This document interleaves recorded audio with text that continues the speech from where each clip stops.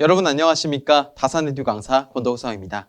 이번 강의는 조상 설비 및 전력 원선도 두 번째 강의가 되겠습니다. 우리 이전 시간에는 전력용 콘덴서라든지 아니면 역률 개선의 필요성 이런 것들에 대해서 좀 배웠다면은 이번 강의에서는 동기 조상기부터 해서 직렬 콘덴서 그리고 정지형 무효전력 보상 장치를 잠깐 알아보고 전력 원선도와 전력 조류 계산까지 한번 자세히 다뤄보도록 하겠습니다. 준비되셨을까요?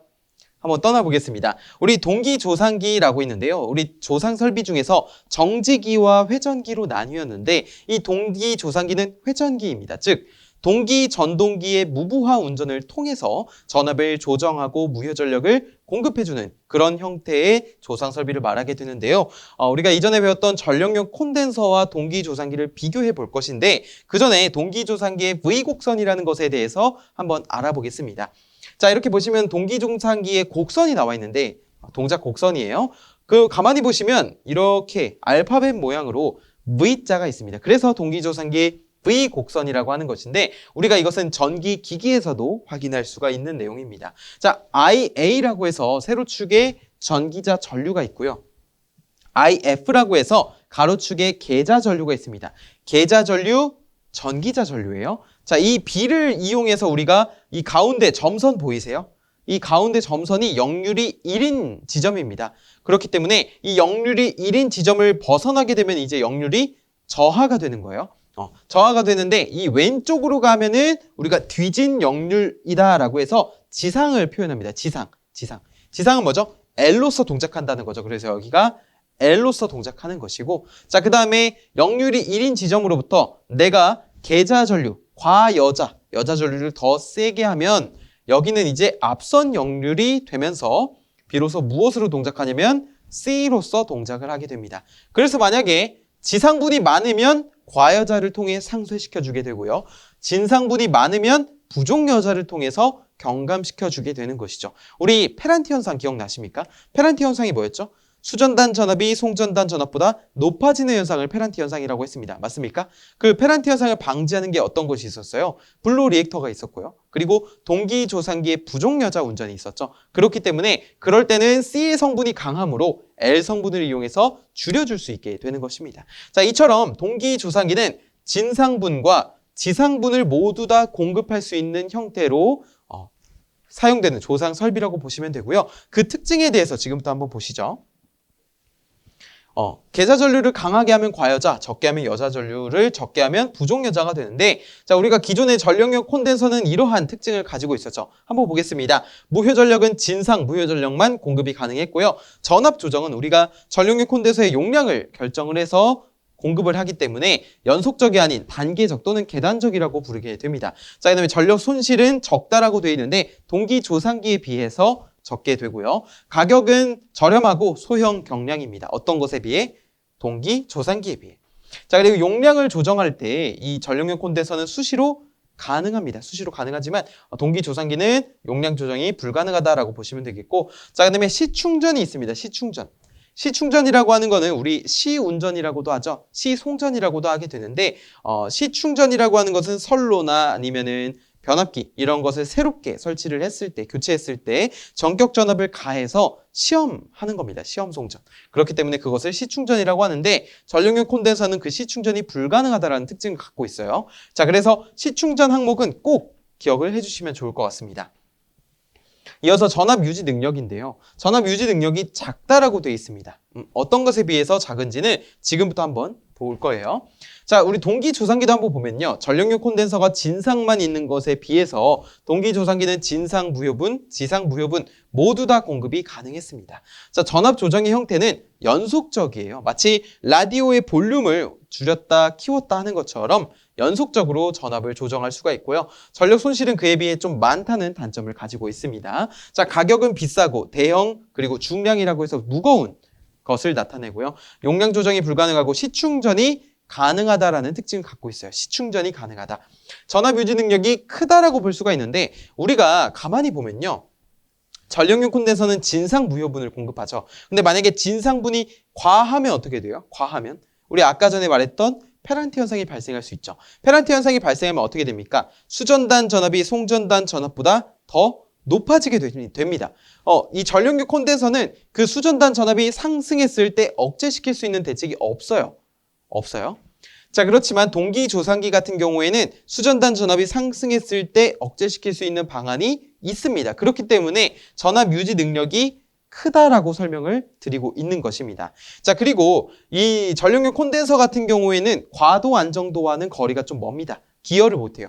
정태 안정도만 가능한데 우리 안정도 파트에서 이 정의에 대해서 다시 배우겠지만 정태 안정도라고 하는 것은 평상시, 즉 부하가 서서히 증가를 할 때 그때 보낼 수 있는 최대 전력을 정태 안정 극한 전력이라고 하고, 자, 그때 어떻게 그 안정도를 송전을 계속할 수 있는지 그 능력은 우리가 정태 안정도라고 부르게 됩니다. 그 다음에 과도 안정도 같은 경우는요, 과도, 즉 고장이나 탈조 현상 이런 것들이 발생했을 때 다시 평형 상태를 회복해서 송전을 계속할 수 있는지 그 능력을 나타내는 것이 과도 안정도라고 보시면 되겠고, 그때 보낼 수 있는 극한 전력이 과도 안정 극한 전력이 되는데, 여기 전력류 콘덴서 같은 경우에는 정태 안정도에는 기여를 하지만 과도 안정도는 불가능하고요.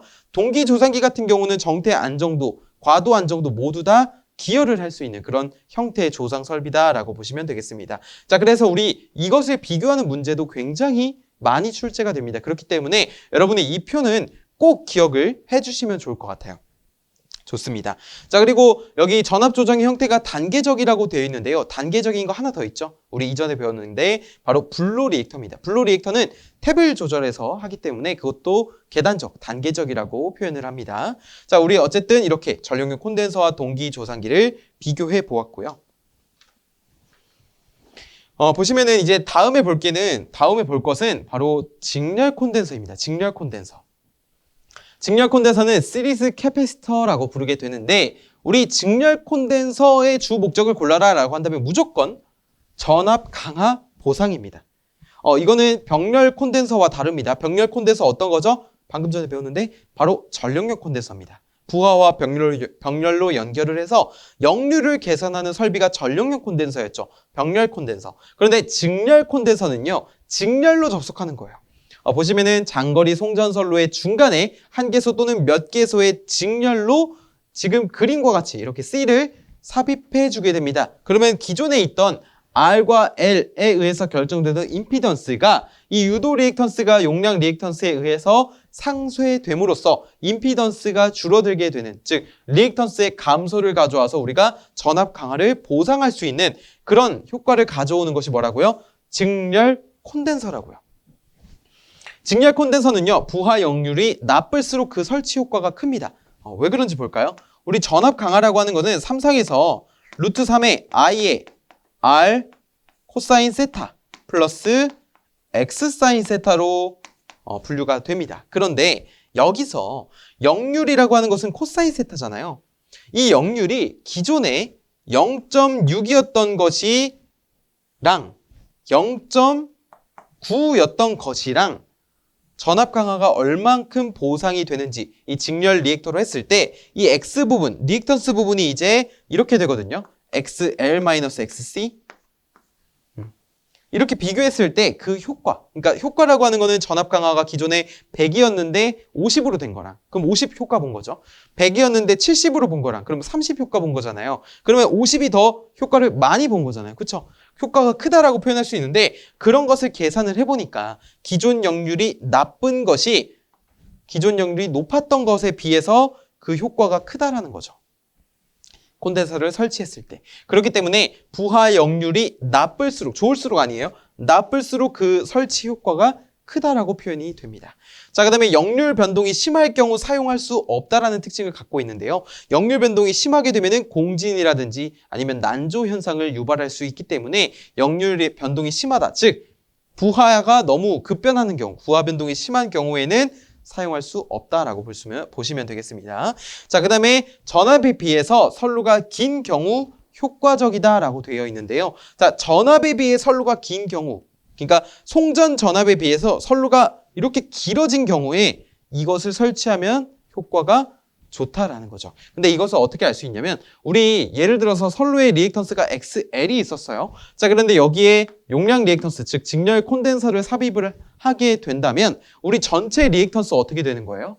전체 리액턴스는 줄어들게 되는 것이죠. 전체 리액턴스가 줄어들었다는 것은 등가의 선로 길이, 등가 선로 길이가 감소했다라는 것을 나타냅니다. 감소하게 되면은 우리가 더 효과적이다라고 볼 수가 있게 되는 거죠. 선로 길이를 줄이는 거니까 그만큼 전압 강화 또한 줄어들게 되는 효과를 가져오게 되는 겁니다. 자, 그래서 우리가 직렬 콘덴서의 특징을 말해라 라고 했을 때는 첫 번째가 제일 중요하고요. 그리고 두 번째, 세 번째까지 적용을 시킬 수가 있겠습니다. 좋아요. 자, 우리 이어서 여섯 번째 한번 볼게요. 여섯 번째는 정지형 무효전력 보상장치입니다. 자, 정지형 무효전력 보상장치는요, 스태틱 바 컴펜세이터라고 해서 SVC라고 합니다. 보통 SVC라고 많이 부르게 되는데, 자, 이거는 사이리스터에 의해서 무효전력을 리액터나 아니면 커패시터 뱅크의 개폐 장치로 이제 사용함으로써 고속으로 제어하는 건데요. 개통전압을 일정하게 유지시켜주는 장치입니다. 근데 이게 일반적으로 전력용 콘덴서라든지 동기조산기에 비해서 그 속도가 빨라요. 더 빠른 응답 속도를 가지고 있다는 특징을 갖고 있는 게 바로 이 SVC인데, 첫 번째 보시면 전력용 컨덴서와 리액터 고속 스위칭 소자, 사이리스터가 동작 속도가 빠르거든요. 그렇기 때문에 고속으로 응답이 되고, 이것을 조합해서 진상 무효 전력과 지상 무효분을 공급할 수 있는, 그렇게 공급할 수 있어서 전압의 조정 형태가 연속적으로 되는 그런 장점을 가진 것이 바로 SVC가 되겠습니다. 추가로 더 말씀을 드리면 TCR이라고 해서 사이리스터와 리액터의 그 점호각에 의해 제어가 되는 방식이 있고요. 자, 그리고 플러스 TCS라고 해서요. TCS라고 해서 우리 TSC죠. TCS가 아니라 TSC라고 해서 전력용 커패시터의 개폐 장치로 사이리스터를 채택해 줌으로써 조금 더 빠른 제어가 가능하다라는 거죠. 그래서 우리가 보통 이렇게도 구성을 한다라는 것을 추가로 아시면 좋을 것 같고요. 자, 개통 내 발생한 무효 전력의 동요에 빠르게 대응이 가능하고 미소한 전압 변동이나 안정도 향상 대책에 이용이 된다라고 되어 있는데, 자, 이러한 특징을 사용해서 결국에 어떤 것에 이용이 되는 거예요? 모선 전압의 유지, 모선에 규정된 전압들이 있을 건데 그것을 유지하는 데 사용이 되고, 자, 그리고 여기도 써있지만 안정도를 증대시킵니다. 개통의 안정도를 향상시키는 결과를, 증진시키는 결과를 가져오게 되죠. 자, 그 밑에는 이제 SVC와 동기조산기의 비교가 나와 있는데요. 가격은 마찬가지로 둘 다 비싼 형태를 가지고 있지만 제가 앞서 말씀드렸다시피 동기조산기에 비해서 SVC가 더 동작 속도가 빠릅니다. 그리고 유지 보수도 쉬워요. 동기조산기는 복수 방법이 복잡한 반면에 SVC는 동기조산기에 비해 유지 보수가 쉽다라는 점을 가지고 있습니다. 그리고 최근에는 스탯컴이라고 해서요. 이제 SVC 같은 경우에는 리액터와 커패시터 뱅크를 사용을 하게 되죠. 그런데 스탯컴이라고 하는 것은 우리가 리액터나 커패시터 뱅크를 사용하지 않고 전압형 인버터라든지 아니면은 DC 커패시터,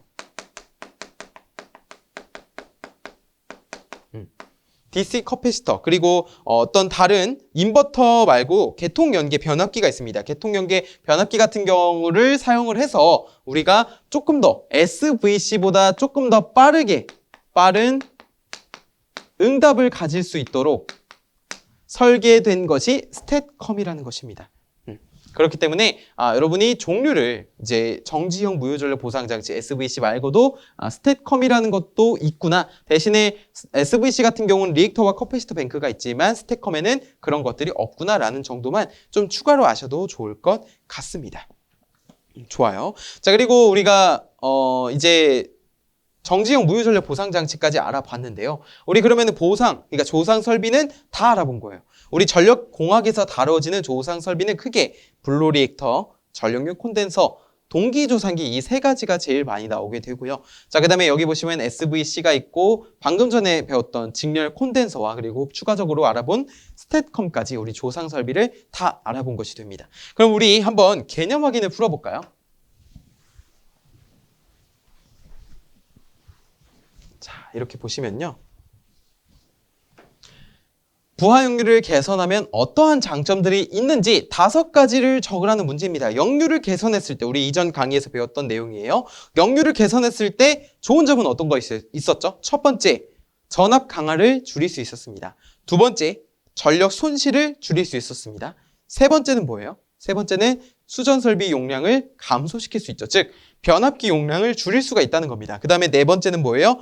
유효 전력이 증가하는 거죠. 이것은 다른 말로 설비 용량의 여유분이 증가했다라고 볼 수가 있고, 마지막으로 전기요금 감면이 있습니다. 전기요금을 줄일 수 있다라는 특징을 갖고 있었죠. 자, 두 번째 보시면 어떤 공장의 소모 전력이 50kW이고 역률이 0.6일 때 이를 0.9로 개선하려면 전력용 콘덴서의 용량이 몇 kVA인지 적으시오. 자, 우리 필기에서는 보통 이렇게 유효 전력이 일정한 상태에서의 전력용 콘덴서 계산이 나오게 되는데, 이것을 삼각형을 통해서 계산해 내도 되지만 우리 한번 공식으로 표현해 보겠습니다. 자, 전력용 콘덴서의 이제 용량을 구하기 위해서 유효 전력 P를 적고요. 자, 그다음에 여기는 탄젠트 세타 1 마이너스 탄젠트 세타 2죠. 탄젠트 세타 1이라고 하는 것은 개선 전의 역률 분의 사인 세타 1 마이너스 개선 후의 역률 분의 사인 세타 2로 표현이 가능했습니다. 이게 뭐라고요? 전력용 콘덴서의 용량이에요. 용량 QC.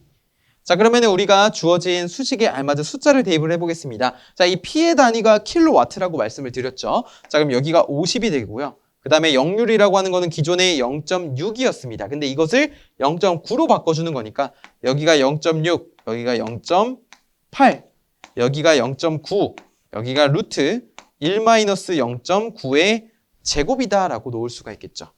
자, 이것을 계산하게 되면은 그 값은 42.45 반드시 킬로볼트 암페어가 나오게 됩니다. 그렇기 때문에 정답은 42.45를 적어주시면 되겠습니다. 자, 세 번째 보시면 직렬 콘덴서를 설치하는 주 목적은 무엇인지 적으시오라는 건데요. 자, 직렬 콘덴서의 주된 목적 뭐라고요? 전압 강화 보상. 유도 리액턴스를 경감시켜 줌으로써 전압 강화를 보상시켜 주게 되는 겁니다. 자, 그렇기 때문에 전압 강화 보상 적으시면 되고, 4번 보시면 다음 설명을 읽고 맞으면 O, 틀리면 X를 하라는 문제였습니다. 첫 번째, 동기조상기의 전압 조정은 연속적이다. 마치 어떤 것처럼? 라디오 볼륨처럼. 그렇기 때문에 O. 두 번째, 전력용 콘덴서는 선로의 시충전이 가능하다라고 했는데 시충전이 뭐였어요? 전격 전압을 가해서 시험 송전하는 거를 말했죠. 근데 전력용 콘덴서는 시충전이 불가능합니다. 그렇기 때문에 X. 직렬 콘덴서는 부하역률이 좋을수록 설치 효과가 크다. 다다익선인가요? 아니죠. 부하역률이 처음에 나빠야지 그 전압 강화를 개선하는 게 좋다고 했습니다. 그렇기 때문에 X로 해주시면 되죠. 좋습니다. 이렇게 했으니까 우리 전력 원선도와 전력 조류 계산을 본격적으로 알아볼 것인데요. 칠판 한번 정리해보고 오겠습니다. 네, 여러분, 전력 원선도라고 하는 것은요, 우리가 송전단이 있다고 했을 때, 송전단을 알고 있잖아요, 우리가. 그죠? 송전단에서 수전단으로 전력을 보내기 위한 여러 필요한 정보들이 있을 거잖아요. 그 정보들을 제공받기 위해서 표현한 것이 바로 전력 원선도입니다. 즉, 우리가 전력 원선도라고 하는 것은 송전선의 운전 특성을 알기 위한 것이다 라고 보시면 되겠는데요. 전력 원선도는 적용 조건이라는 것이 반드시 존재하게 됩니다. 전력을 원으로 표현한 거예요. 원으로. 자, 근데 첫 번째 조건이 있습니다. 송전단과 부하의 1대1 대응. 즉 송전단과 수전단이 1대1로 대응하는 간단한 정도의 사용이 되는 것이고요. 송수전단의 정전압 송전. 정전압 송전이라고 하는 것은 일정한 전압을 유지하겠다는 겁니다. 그러니까 송전단 전압도 일정하게 유지가 되고 수전단 전압도 일정하게 유지가 됐을 때 그릴 수 있는 게 뭐라는 거예요? 전력 원선도라는 거예요. 자, 그 전력 원선도는 그릴 때 필요한 요소들이 있겠죠. 마찬가지로 원으로 그려야 되니까 우리 예를 들어서 방정식을 그래프로 그린다라고 한다면 뭐가 필요합니까? 방정식이 필요하고 좌표들이 필요하잖아요. 그렇죠? 자, 전력 원선도를 그릴 때 필요한 요소로는 첫 번째, 송수전단 전압의 크기를 알아야 됩니다. 이 전압은 일정하게 유지가 되어야 해요. 자, 상차각이라고 하는 것은 이 송수전단 전압 간의 위상 차이를 의미하게 됩니다. 그래서 상차각이 필요하고, 자, 3번은 임피던스 요소라고 되어 있는데 어디서 많이 보신 거지 않으세요? 자, B라고 하는 거는 사단자 정수 중에서 두 번째 임피던스 요소가 되겠는데요. 그 임피던스 요소가 전력 원선도를 그릴 때 필요합니다. 왜 필요하냐면, 자, 여기 보시면은 rho라고 해서 B분의 VS분의 V분의 VSVR이라고 되어 있잖아요. 그렇죠? 자, 정전압 송전 방식일 때, 즉 일정한 전압으로 송전을 하는 그러한 방식일 때 원선도의 반지름, 우리 원의 반지름을 R이라고 표현하면은 전력 원선도에서 반지름을 Rho라고 표현하겠다는 겁니다. 그 전력 원선도의 반지름은 어떻게 표현한다고요? 임피던스 요소분의 송전단 선간 전압 곱하기 수전단 선간 전압이라고요. 이게 만약에 한 상당, 이제 대지 전압을 기준으로 그리게 되면은 VS가 아니라 ES 그리고 ER로서 표현이 됩니다. 자, 이 반지름은 어때요? 우리 원을 그리면요. 원이라고 하는 것은 반지름이 360도 다 동일해야 되죠. 만약에 하나라도 어긋나면 어떻게 되죠? 이거는 원이 아니라 타원이 될 수도 있는 겁니다. 그렇죠? 자, 이는 항상 일정함으로 송수전 전력은 언제나 원선도의 원주상에 존재해야 된다는 것을 알아야 됩니다. 이게 무슨 말이냐면은 잘 보세요. 자, 이렇게 전력 원선도가 있습니다. 전력 원선도가 있는데 이 가로축의 P가 무엇을 나타내냐면 유효 전력을 나타내요. 유효 전력.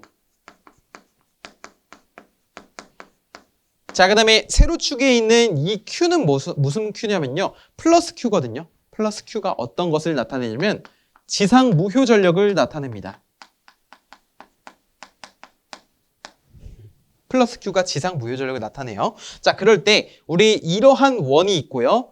이러한 원이 있습니다. 보시면 아시겠지만 반지름이 어떻죠? 이 중심으로부터 반지름이 전부 다 일정합니다. 정전압 송전 방식일 때 이 반지름은 항상 일정하므로 송전단 전력은 이 원주상이라는 거 원의 둘레를 말하죠. 이 원주상에 위치해야지만 정전압 송전 방식이 되고 수전단 전력은 이 원주상에 위치해야지만 정전압 송전 방식이 적용이 된다는 겁니다.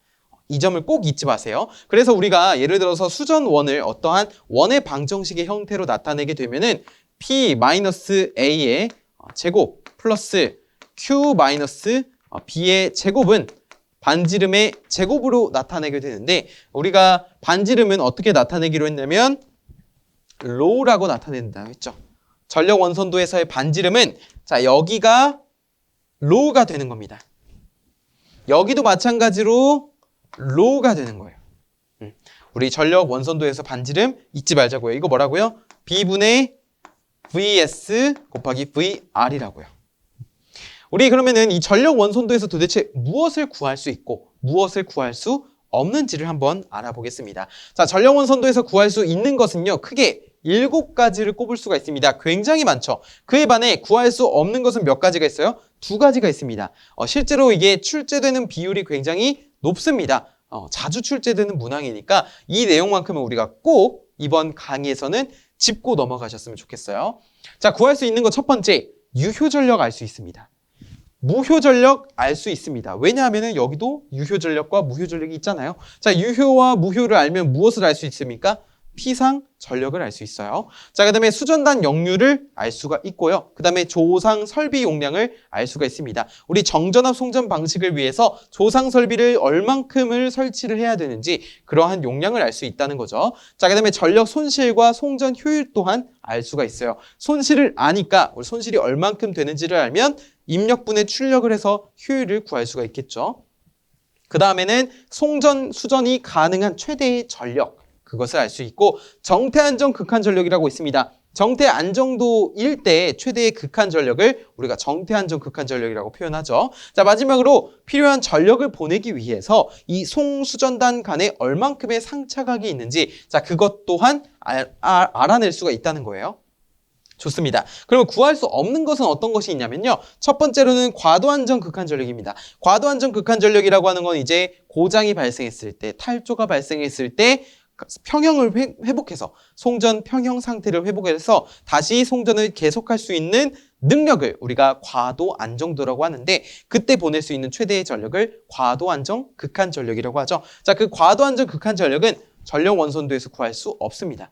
이 부분 굉장히 많이 나오게 되고요. 자, 그 다음에 코로나 손실 또한 전력 원선도에서 구할 수 없습니다. 이 부분 또한 많이 나오게 됩니다. 그래서 다음 중 전력 원선도에서 구할 수 없는 것으로 있는 것으로 옳지 않은 것은 이라고 한다면 이 둘 중 하나가 정답이 되겠죠. 여러분도 이 점을 꼭 기억을 해주시길 바라요.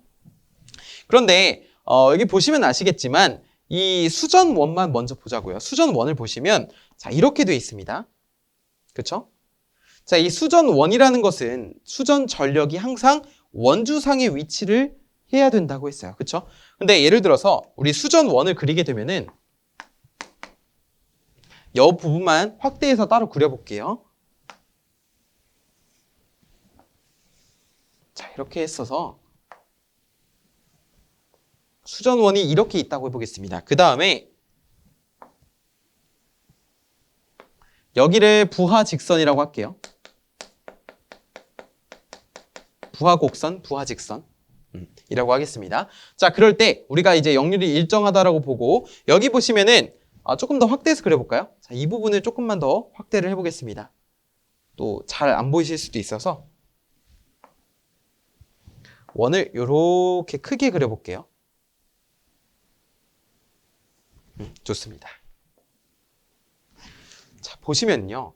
우리가 여기 이 원주상에 위치해야 돼요. 무엇이? 전력이, 수전단 전력이. 그쵸? 그런데 만약에 이 지점이다. 만약에 요 직선이 지금 부하 직선이 요건데 이 부하가 가지고 있는 무효 전력을 나타내는 겁니다. 유효 전력과 무효 전력을 나타내는 직선인데 여기 보시면 이 무효 전력만 볼게요. 계통의 무효 전력은 여기인데 부하의 무효 전력은 어디예요? 여기죠? 이 노란색 직선이 위치한 곳이 여기잖아요. 그럼 이 둘 사이에 무엇이 있습니까? 지금 차이가 있어요. 차이. 그렇죠. 그러면은 이제 그 다음에 이 지점 같은 경우에는 부하 곡선과 수전단의 수전원이 일치를 한 지점이고요. 자, 그 다음에 이 지점 같은 경우에는 어떠냐면은 오히려 부하가 가진 무효 전력이 계통의 무효 전력, 이 원주상에 있는 계통의 무효 전력보다도 더 많은 상태입니다. 그쵸? 그쵸?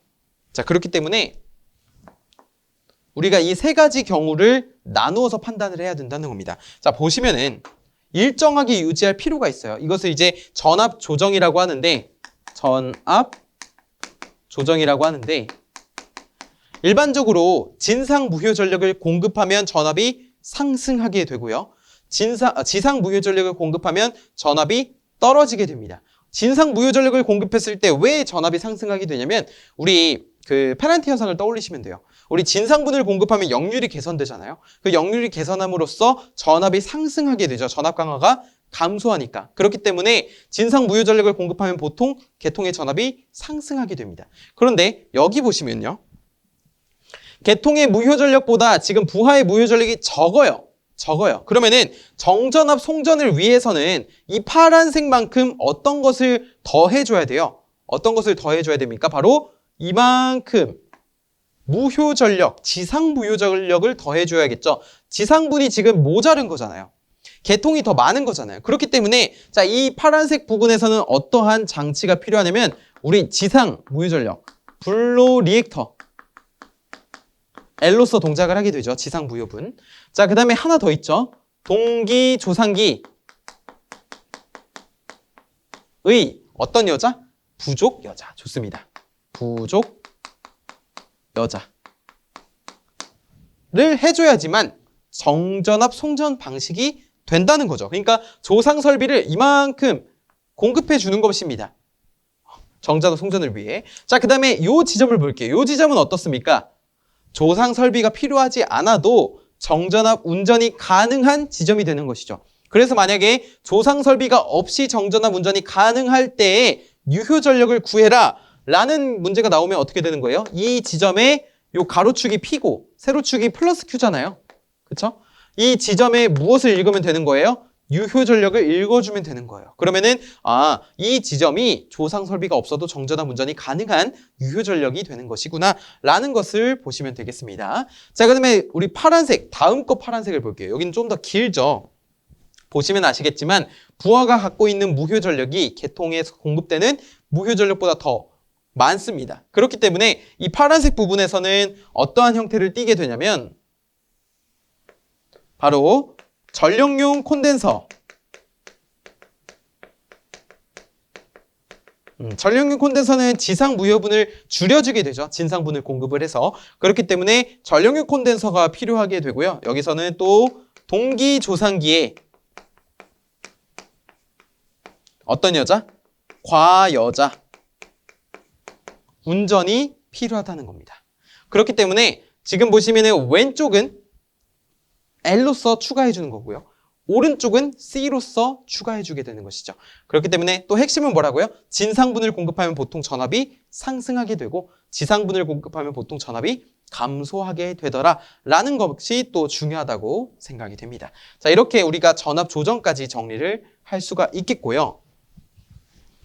우리 그 다음에 지금까지는 이제 전력 원선도라고 해서 송수전단이 1대1로 대응하고 그리고 정전압 송전 방식일 때 이렇게 전력 원선도를 적용을 했잖아요. 즉 간단한 이 두 개의 기, 이 기에서만 적용이 가능한 것이었습니다. 근데 실제 전력 계통은 그런 경우가 거의 없다는 거죠. 실제 전력 계통은 송수전단이 얽히고 설켜서 매우 복잡한 계통을 구성하고 있는데 자, 그런 것을 우리가 해석하기 위해서 계산을 하게 됩니다. 어떤 것을 통해서? 전력 방정식을 통해서. 우리 일반적으로 방정식이라고 하는 것은 무엇입니까? 예를 들어서 y는 2x 플러스 5라는 방정식이 있어요. 자, 그러면은 여기 x자리에다가 x자리에 한 3을 집어넣겠습니다. 그러면은 여기가 얼마가 되는 거예요? 11이 되죠? 그럼 내가 x값을 대입을 해주면 y값을 알아낼 수 있는 겁니다. 이해되세요? 만약에 여기다 10을 집어넣으면 25잖아요. 그럼 내가 x값에 10을 대입을 해주면 y값을 계산해내는 겁니다. 그러니까 내가 x값을 미리 알고 있으면 또는 미리 지정해주면 이 y의 출력값을 계산해낼 수가 있다는 거죠. 자, 이것처럼 전력 계통 내의 각 모선, 모선이라고 하는 거는 발전소, 변전소 등의 이런 공동의 도체를 말하게 됩니다. 접속된. 자, 모선이나 선로에서의 전압의 분포라든지 전력의 흐름이라든지 전력 손실 등이 어떤 분포를 하게 될지 그것을 계산하고 해석하는 것을 무엇이라고 한다고요? 전력 조류 계산이라고 한다고요. 근데 전력 조류 계산이라고 하는 건 굉장히 복잡하게 들어갈 수가 있습니다. 하지만 우리 전력공학, 이 전기기사 필기 단계에서는 이렇게 전력공학에 있어서는 전력 조류 계산 필기는 너무 이제 복잡하게 들어가기보다는 이게 이래서 전력 조류 계산이라고 하는 거구나 의미 정도 파악하고 넘어가시는 것이 중요하다고 생각을 합니다. 우리 전력 조류 계산에서의 기지량과 미지량을 볼 건데요. 기지량이라고 하는 것은 방금 전에 방정식에서의 X 역할을 하는 것이고요. 미지량이라고 하는 것은 Y 역할을 하는 겁니다. 즉 기지량은 내가 기존에 알고 있던 내용 또는 내가 지정해주는 값이 되는 거고요. 미지량은 그것을 통해서 알아내기 위해 우리 미지의 세계라고 하는 건 뭐예요? 알려지지 않은 세계죠. 그렇기 때문에 미지량은 우리가 알아내기 위한 값이라고 보시면 돼요. 우리 모선에는 크게 4가지가 있습니다. 첫 번째, 발전기 모선이 있고요. 그 다음에 부하 모선이 있고요. 그 다음에 중간 모선이 있고요. 중간 모선. 그 다음에 기준 모선이 있습니다.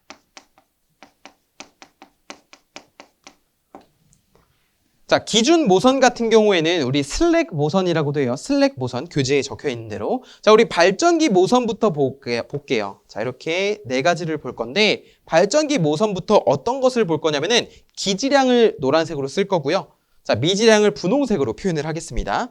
자, 우리 기지량, 기존에 알고 있던 값 또는 지정해 주는 값은 발전기 모선에서 어떤 것이 있나요? 바로 했을 때는 우리 유효 전력이 있고요. 모선 전압의 크기가 있습니다. 이게 기지량이에요. 어디서? 발전기 모선에서. 자, 부하 모선이라고 하는 것은 우리 그 부하 측의 모선을 말하게 되고요. 중간 모선이라고 하는 것은 발전기 모선도 아닌 부하 모선도 아닌 그 중간의 모선을 하는 것이고요.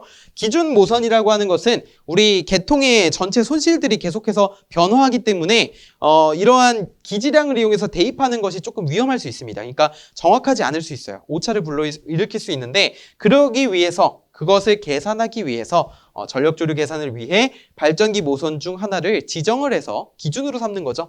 지정을 해서 우리가 이런 기지량을 이용해 미지량을 해석해내는 그런 모선이라고 보시면 되겠습니다. 슬랙 모선. 자, 어쨌든 다시 본론으로 들어가면 자, 발전기 모선의 유효 전력과 모선 전압의 크기가 기지량이었습니다. 그 다음에 부하 모선 같은 경우는요. 유효 전력이 있고요. 여기는 무효 전력이 있습니다. 자, 중간 모선에서는 어떠한 역할을 하게 되냐면 어떤 것이 기지량이냐면은 유입되고 출입하는 유출입 유효 전력이 있고요. 자, 그 다음에 유입되고 출입하는 유출입 무효 전력이 있습니다. 그 다음에 슬랙 모선, 기준 모선에서는 어떤 것이 기지량이냐면은 모선 전압의 크기, 그리고 모선 전압의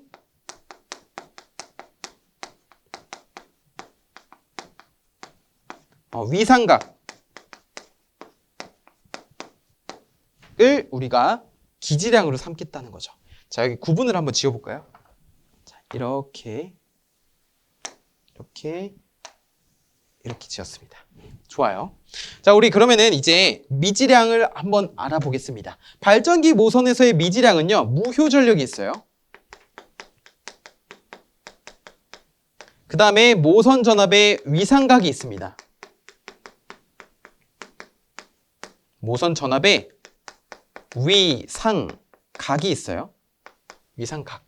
그 다음에 부하 모선 같은 경우에는 모선 전압의 크기. 자, 그 다음에 모선 전압의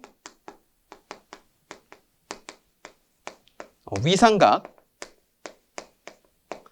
그 다음에 중간 모선 같은 경우도 모선 전압의 크기와 모선 전압의 위상각으로 동일하게 미지량을 채택하고 있게 되고요. 자, 그 다음에 여기 보시면은 유효 전력.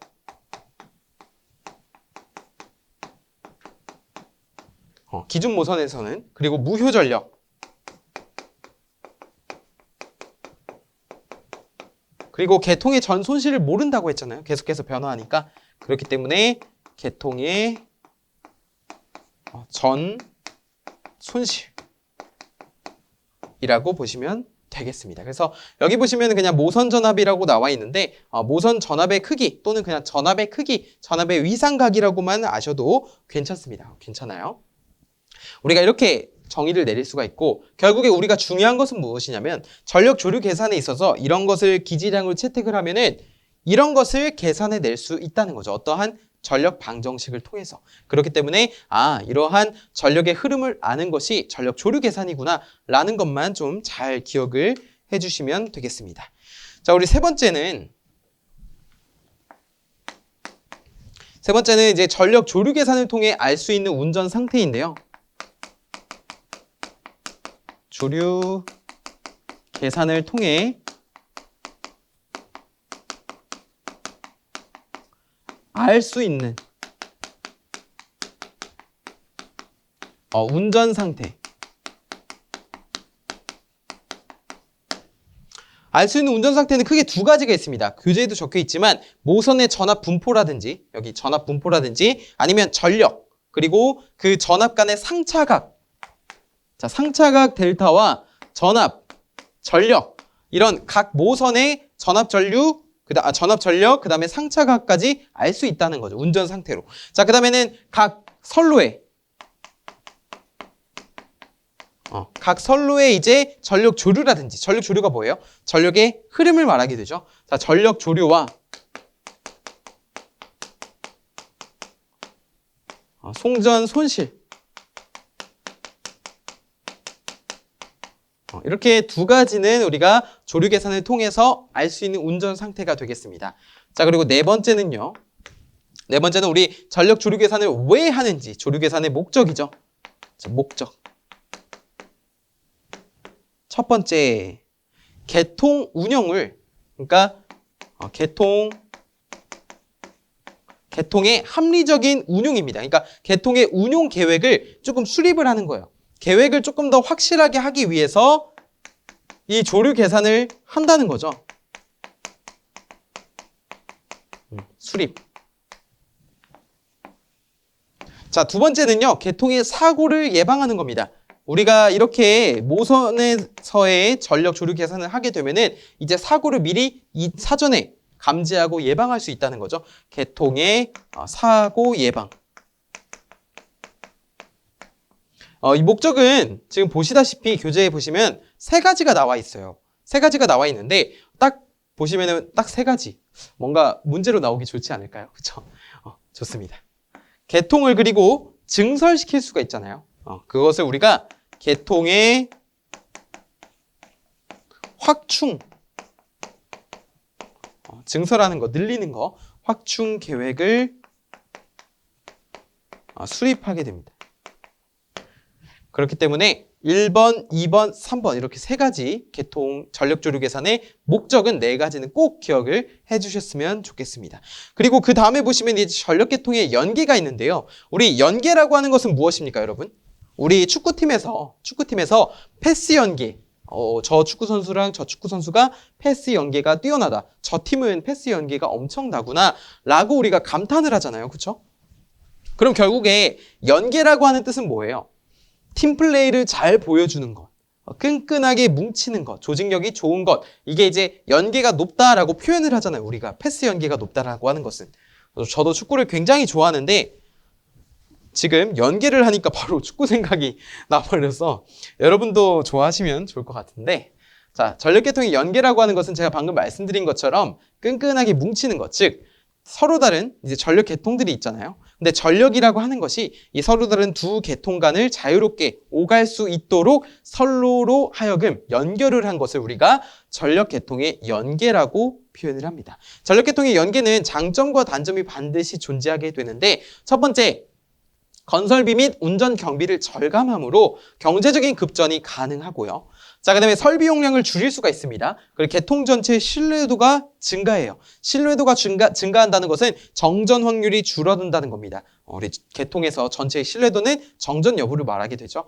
자, 부하 변동의 영향이 적어져서 주파수를 조금 더 안정적으로 유지할 수 있다. 우리 주파수도 전압만큼이나 유지하는 것이 중요합니다. 주파수를 유지시켜야지만 조금 더 안정적인 전력 운용이 되거든요. 그렇기 때문에 전력 계통을 연계를 하게 되면은 주파수를 안정적으로 유지할 수 있다라는 것을 꼭 기억을 해주시고요. 단점도 반드시 존재하겠죠. 장점은 이제 안정도 증대 같은 게 있겠는데, 단점은 연계 설비를 신설을 해야 됩니다. 자, 그리고 계통이 그만큼 복잡해져요. 우리 동아줄도 계속해서 꼬우면은 복잡해지잖아요. 그렇죠? 계통이 복잡해서 계전기가 오동작할 우려가 있습니다. 무조건 오동작한다는 건 아니고 우려가 있다는 거죠.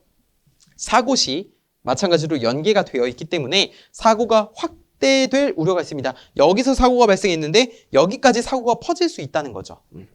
병렬 회로수가 증가함으로 임피던스가 감소하죠. 우리 임피던스는 병렬로 연결하면 감소하잖아요. 그렇죠? 단락 전류가 그에 따라 임피던스가 줄어드니까 증가하게 됩니다. 자, 그럴 때 통신선의 전자유도 장애가 커지게 되죠. 왜냐면은 그 높은 전류로 인해서 전력선에 높은 전류가 흐르면 주변에 있는 통신선에 자기장의 영향이 많이 가해져서 통신선에 끼치는 전자유도 장애가 커질 수밖에 없게 되는 것이죠.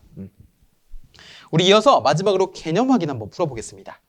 전력 원선도 및 전력 조류 계산 개념 확인입니다. 1번, 전력 원선도의 종축과 횡축이 나타내는 것을 각각 적으라는 문제인데요. 우리 종축, 세로축이 되겠죠? 횡축, 가로축이 되겠습니다. 사실 세로축이랑 가로축이라고 표현하면 좋겠지만, 더 직관적으로 보이겠지만 종축과 횡축도 굉장히 자주 나오는 용어이므로 여러분이 꼭 아셨으면 좋겠고요. 종축이라고 하는 건 세로축이니까 우리 전력 원선도를 떠올려 보면, 자, 종축이라고 하는 것은 무효 전력이고요.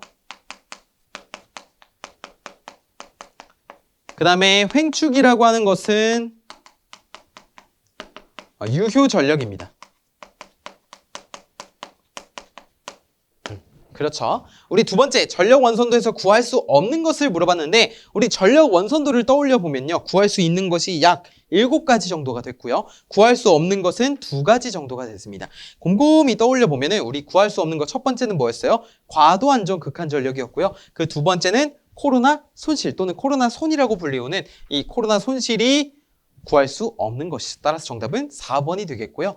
자, 전력 조류 계산에서 슬랙 모선의 지정값은 단 슬랙 모선을 기준 모선으로 한다라고 되어 있는데, 제가 아까 전에 적어드렸던 그 기준 모선이 그냥 슬랙 모선의 일부라고 보시면 되겠습니다. 슬랙 모선이라고 해요. 자, 그 슬랙 모선의 지정값을 물어봤어요.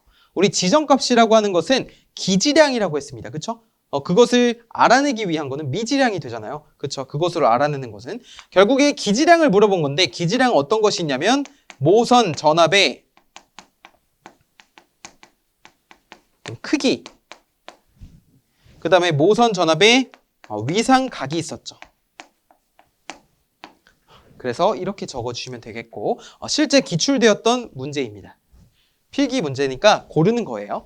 자, 수전단의 전력원 방정식이 PR의 제곱 플러스 QR 플러스 400의 제곱은 25만으로 표현되는 전력계통에서 가능한 최대로 공급할 수 있는 부하 전력 PR과 이때 전압을 일정하게 유지하는 데 필요한 무효 전력 QR은 각각 얼마인가 라고 해서 실제 또 기출되었던 문제를 가져와 봤습니다. 우리 여기서 핵심은 무엇이냐면요. 가능한 최대로 공급할 수 있는 부하 전력 PR을 구하는 거예요.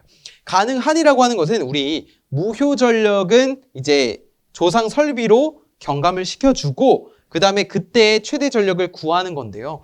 우리 여기 보시면 기존에 무효 전력이 지금 플러스 400만큼 있는 것을 볼 수가 있습니다. 그렇죠? 플러스 400만큼 있는 것을 볼 수 있는데 우리가 이것을 원의 방정식에서 접근을 해보면 마이너스 400이 되는 거죠. 왜냐면 여기 QR 플러스 400이니까 여기가 0이 되려면 마이너스 400 플러스 400이 돼야 되잖아요. 그렇죠? 결국에 어쨌든 이 전압을 일정하게 유지하기 위해서 가능한 최대로 공급할 수 있는 부하 전력을 먼저 구해보면은 우리가 조상 설비를 마이너스 400으로 집어넣게 되고요. 그러면은 PR이라고 하는 것은 500의 제곱이 되죠. 500의 제곱은 25만이잖아요. 그러면 500이 되겠네요. 500. 근데 그때 전압을 일정하게 유지하려면 어쨌든 원주상에 위치해야 되기 때문에 QR을 얼만큼 집어넣는 거예요? 마이너스 400만큼 집어넣게 되는 겁니다. 그래서 정답은 500이랑 마이너스 400을 골라주시면 돼요. 또 이 문제에서 어떻게 변형이 되냐면 무부하시 정전압 운전을 위한 그러면 무효 전력은 얼마인가라고 물어보는데요. 여러분 무부하라는 조건이 들어가게 되면은 이 PR이 뭐라는 것일까요? 0이라는 거죠. 부하가 없다라는 거잖아요. 그러면 유효 전력이 없다라는 겁니다. 그러면은 뭐만 남는 거예요? PR이 없어지니까 QR 플러스 400의 제곱만 남죠. 그것이 정전압이 되기 위해서는 이 25만 반지름, 전력원선도의 반지름의 제곱을 만족을 해야 되는데 플러스 400의 제곱이 25만이 되나요? 여기 500의 제곱이잖아요. 그러면은 100 플러스 400이 되죠. 자, 무부하라는 말이 들어갔을 때 이 문제 같은 경우에는 어떻게 된다고요? 플러스 100이 된다고요. 좋습니다. 자, 그리고 하나 더. 조상 설비가 없이 정전압 운전이 가능하려면 그때의 유효 전력은 얼마인가? 라고 묻는 문제가 나올 수 있어요. 조상 설비가 없다는 거는 내가 이렇게 추가로 조정하지 않겠다는 겁니다. 그럼 QR이라고 하는 것을 0으로 보고 PR의 제곱 플러스 400의 제곱은 25만이 되어야 하니까 결국에 PR은 얼마가 되는 거예요? 그때는 PR이 300이 되는 거죠. 그래야지 300의 제곱, 400의 제곱은 500의 제곱이 되잖아요. 피타고라스 정리에 의해서. 좋습니다. 자, 이런 식으로 우리가 계산이 된다는 거죠. 우리가 이렇게 전력 원선도와 전력 조류 계산까지 알아봤는데요. 우리 첫 번째 시간도 그렇고 두 번째 시간에서도 굉장히 중요한 내용들을 많이 배웠습니다. 이 내용들을 잘 기억을 하셨다가 나중에 시험을 보실 때 잘 활용하실 수 있기를 바라면서 저는 또 다음 강의로 찾아뵙겠습니다. 감사합니다.